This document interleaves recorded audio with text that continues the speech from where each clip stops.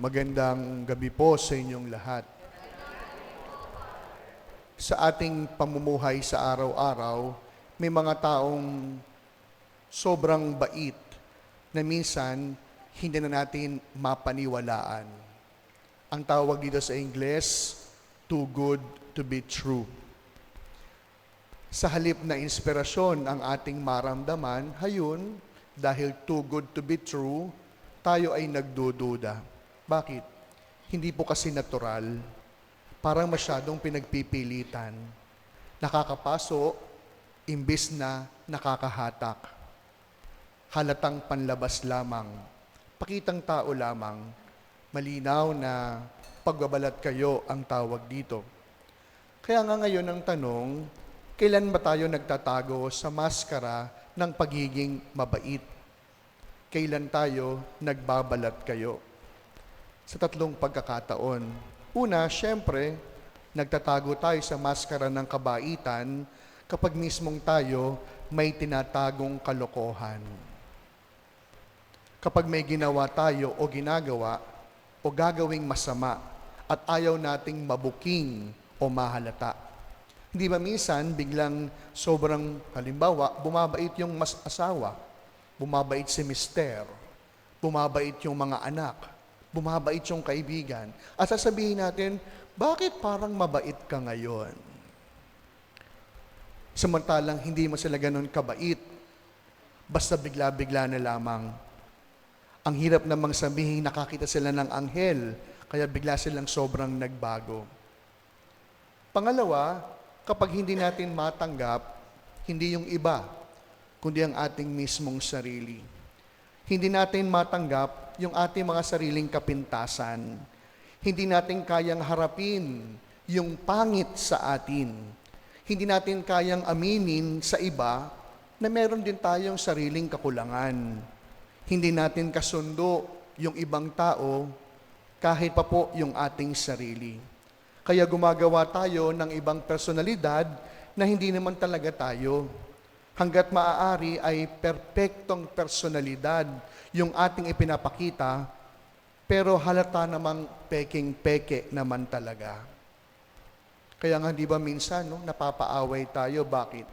Sapagkat dahil iba po yung ating pinapakita at tayo ay nabisto, sasabihin natin, masama yan. Ginagawa natin kakulangan ng kapwa yung nakita nila sa ating pagkakamali. Ikatlo, kapag po gusto nating magtago sa panlabas na forma, kasi wala naman talagang laman yung loob. Ibig sabihin, wala naman talagang sense. Anong sabi? Ang latang walang laman, maingay, walang lalim, walang conviction, hindi nagninilay, puro salita, puro pasiklab, puro post na lamang sa internet. Walang laman ng utak, pati na po yung puso. Puro forma, ika nga. Pati pagiging mabuti at banal, kinukuha sa forma at pakita. Mga minamahal kong mga kapatid, tatanungin natin ngayon, bakit? Masama bang magbalat kayo? Oo. Kapag ikinukubli natin, ano man talaga ang nasa loob. Masama ang magbalat kayo sapagkat ang tawag dito, projection. Yung nakikita nating tama o mali sa ating kapwa, hindi natin kayang tanggapin sa ating mga sarili. Kaya nga napakaganda ng paalala ni Jesus.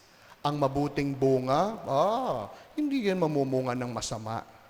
Pero ang masamang puno, walang bungang makukuha. Kaya sa pagpapatuloy po ng ating pagdiriwang, siguro hindi natin pwede ipagkaila na minsan sa buhay natin, nagbalat kayo din tayo.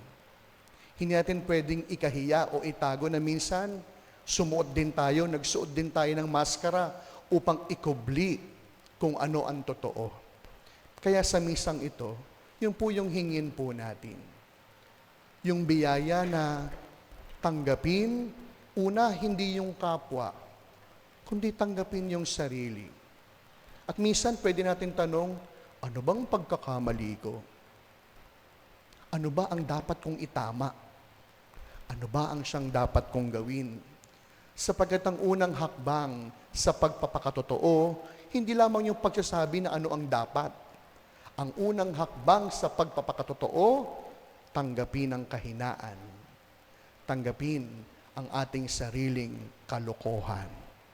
Kaya sa pagpapatuloy po ng ating misa, hingin po natin ng biyaya sa Panginoon na tayo ay maging totoo sa ating mga sarili. At huwag po tayong masanay na laging nagsusot na lamang ng maskara upang ikubli at itago kung ano ang totoo. Sapagkat darating ang panahon, mapapagod po tayo. Darating ang panahon, hindi lamang tayo mapapagod. Darating ang panahon, kahit mismo ang sarili, hindi natin kayang makilala sa sobrang maraming maskara na ating sinusuot.